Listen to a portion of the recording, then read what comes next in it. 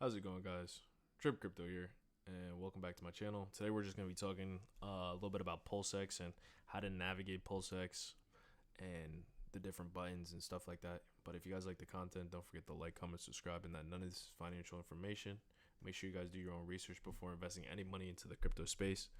So let's get into it. So right now on my screen, we are at the PulseX exchange pretty much on Pulse Chain. So in order to get here, you'd do pretty much is you'd go in the link in the description and you would be back on Pulse Chain. So all you do is right here where it says PulseX, you just click on it and it'd pretty much bring you back up to PulseX. So now we're on PulseX. So you'd come up here, click on connect wallet, and you connect your wallet. Right now I have an exclamation mark just because I do not have any Pulse, right? So Pulse you need in order to promote the transactions, and also it's pretty much gas. It's pretty much Ethereum. How Ethereum is for the Ethereum mainnet, Pulse Chain is the same thing for the Pulse Chain mainnet. Simple terms. So you're gonna need Pulse Chain in order to transact and also convert and switch around, or also trade or farm. So for example, right now this is just the main exchange. There's V1 and V2. You could do either one. I sometimes do V2. It's a newer one. So all you do is the same thing, connect your wallet, and it'd pop up. It'd pop up your balances, same thing as Uniswap. You can go through. They don't have a lot right now, but you could always import tokens. So in order to import a token, all you would do is you'd go down here to manage tokens, right? And then you would have to add a token, right? So that's how you can do that way. Or you just, if you want to do it a different way, you could also do it this way by, for example, just copy and paste an address up top here. It has to be an Ethereum address. And then what's going to happen is it's going to ask you to import the token. You just import it. But it has to be an ERC20 token in order for you to import it. So, for example, I'm on Etherscan. So all we'll do is say we want to import Hedron, for example. So you just type in Hedron. This is going to pop up. This is pretty much the contract. So all you would do is over here where it says the token contract with the 9 decimals, you're just going to click this, copy address, come back over here, click this bar, Control V, and it's literally going to pop up Hedron. All you would do is then click import, right? It's just going to say now it's going to be turned into a PRC20 token instead of an ERC20 token. So then you just hit import, and then boom, you got your Hedron now on Pulse Chain. And it's as simple as that. Now, with that, just be careful because the prices may vary when it comes to switching it over from Pulse Chain. Well, from Ethereum to Pulse Chain, the prices are completely different. So now, from here, it tells you the price of PulseX.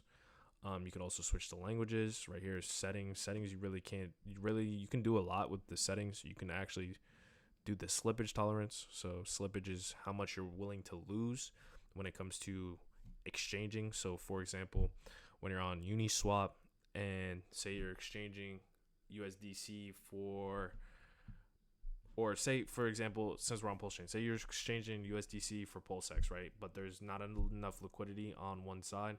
You could face something called slippage. Slippage is pretty much, in order for you to exchange that, you might lose a little bit more in order to switch from USDC to PulseX or Pulse Chain. So that's what slippage is, and all that means is over here how much you're willing to risk. So about 0.5%. Now you have this other stuff. You guys really don't need to worry about it. It's nothing too crazy. Now over here you have liquidity, so you could also add liquidity. Same thing with Uniswap. So all you'd do is you'd add liquidity. So you could pick a pair. So you could do PulseX, Pulse and PulseX, or Pulse and USDC, Pulse and Incentive. And pretty much all you're doing is you're providing, same thing with Uniswap, you're providing a pair. So whenever someone exchanges, you would pretty much be making money off of the fees when it comes to this. Now, there's also over here farms and pools.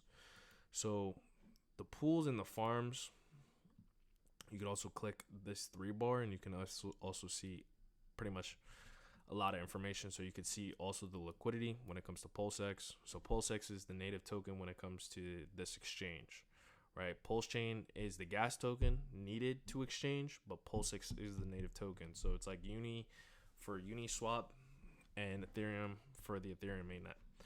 So, for example, you can also see the volume. So we did 1.5 million in the past 24 hours, and you can also see on the different days how much it fluctuated. You could also see, if we go down, you can see the top tokens. So as you can see, Wrapped Pulse is actually up 1.3%. Hex is down. You can also see it, all the different tokens. You can also go over here to pools, and you can see how pools are doing. So the Hex, so the eHex and PHex pool is doing about 218,000 in volume on the past 24 hours. You can also switch this around. You can also see all the tokens. You can see all the tokens, how the tokens are doing, and stuff like that. From here, in order to access the farms, you're gonna have to do it off of the V1. V2 just came out. So for example, I'm gonna go more in depth with this, but farms is pretty much you would provide for this pair. So say for example PulseX and Wrap Pulse, so you'd provide, it's same thing with Liquidity, and you can actually earn incentive token. The incentive token is that third token that they were talking about on Pulse Chain. So there was a total of 3 tokens. So you had the Pulse Chain token, which is pretty much used for gas. You have the PulseX token, which is pretty much used for the exchange.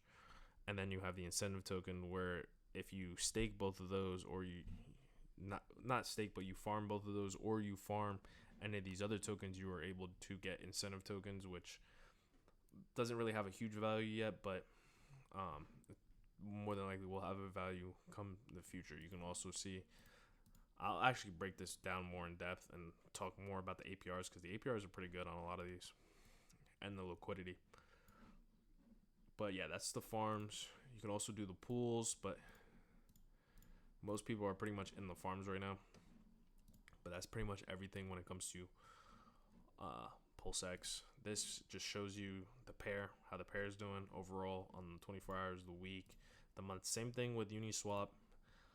There's not a huge difference. So if you're able to use Uniswap, you should be able to use this, no problem. But yeah, if you guys have any questions, leave them in the comment section. I'll answer all the comments. If you guys like the content, don't forget to like, comment, subscribe.